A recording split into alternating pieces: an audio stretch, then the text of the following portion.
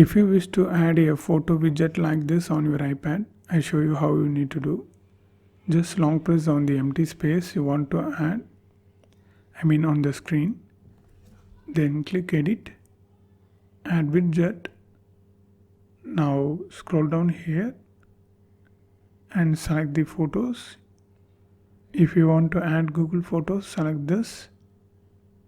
Or if it is from Photos app, select Photos app and just select the size. We have different sizes here.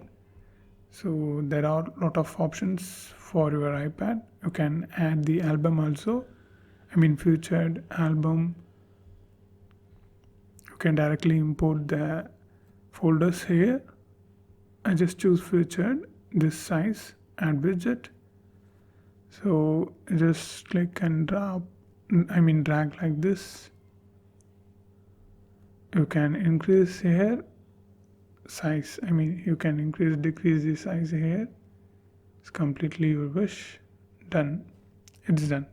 And if you want to know more videos about iPad, you need to watch this playlist.